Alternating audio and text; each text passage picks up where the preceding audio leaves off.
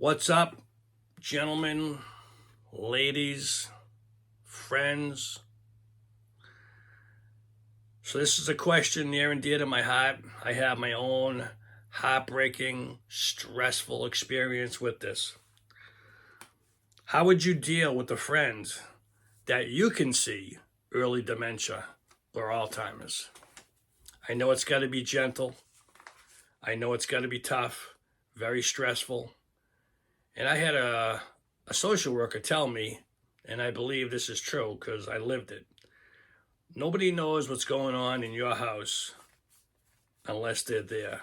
So the person that sees somebody, say your grandmother, they see that one person once a year and they think they know her. Not even a chance. They have no idea.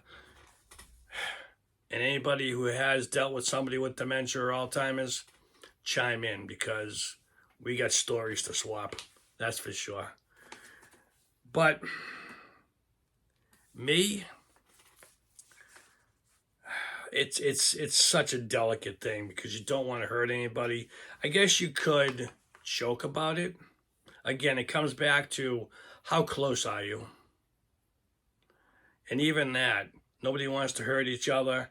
And I know with dementia especially, if it gets too long, prolonged, they can get nasty. And like they say, it's a long goodbye. But and if you're paying attention, it changes fast. You gotta look at the stages.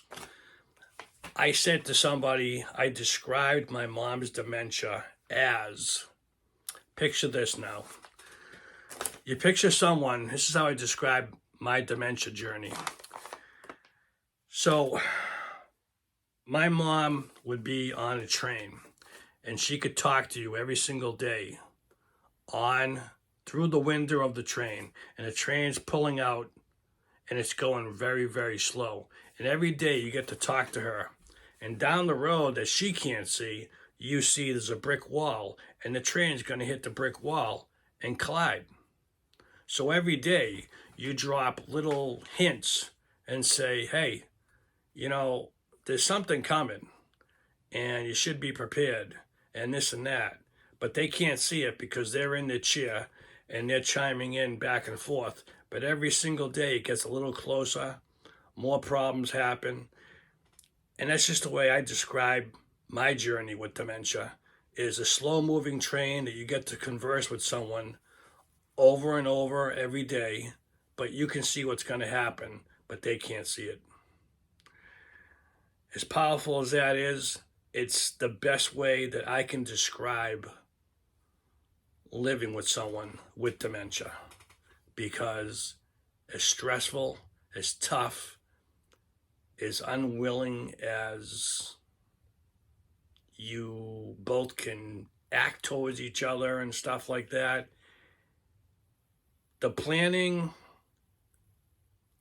has to be done for my stuff.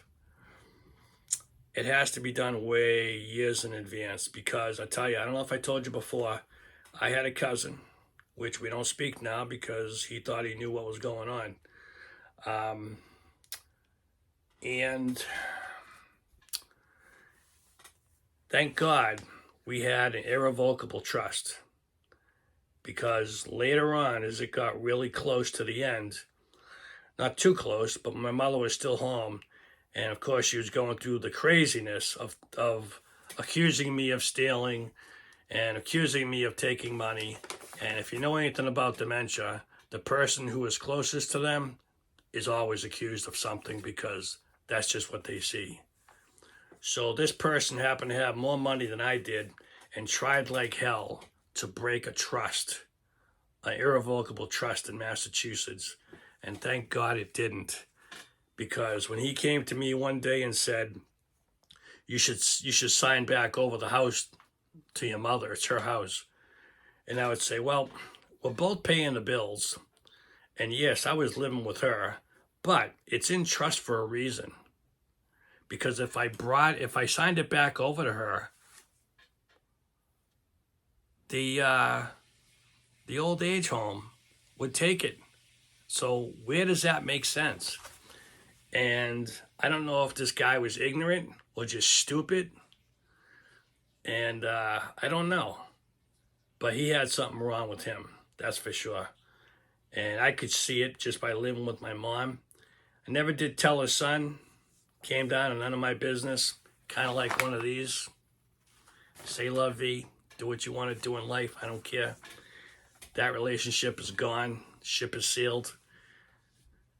But I tell you, thank God it didn't work, because the funny thing, I'll tell you a nice, sweet tip. They took my mom and this guy, which was a cousin, took away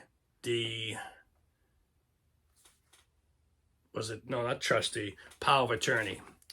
And thank God he did, because that could be removed, and they took away power of attorney. And he didn't even know. He was a businessman, some kind of businessman, I don't know, but he was a businessman. And I tell you, learn long and hard about trust, because when they took it away from me, thank God, when the shit came to hit the fan and she was in the hospital and she racked up $18,000 in bills, they came to me and said, are you trustee? Or no, are you power of attorney? And I said, no, my cousin is. He took it away from me. Well, he's responsible for that money. And I wanted so bad to go, I'm glad you own it now, sucker, because now you can pay that bill. And if you didn't take it away from me, yeah, it would have come out of the inheritance, but it's not my problem no more. Go chase him. Sue him if you have to. No love lost, that's for sure. That relationship is gone, but what are you going to do? But there's good and bad. All I can say is, if you dealt with that dementia stuff, and sorry for being a long video, learn everything you can, buy all the books you can, any free information, learn. Because out in the country, the social workers, they just said, they gave you two options. If she won't help herself, you got to have her committed, and that was it. Two options, nothing in the middle. Absolutely nothing. I'm sorry if you were a social worker, but they did not help at all. And that's my gripe for today about dementia. God bless her soul. Have a good day, guys. And I'm sorry anybody who has to go through that, because that's a tough one.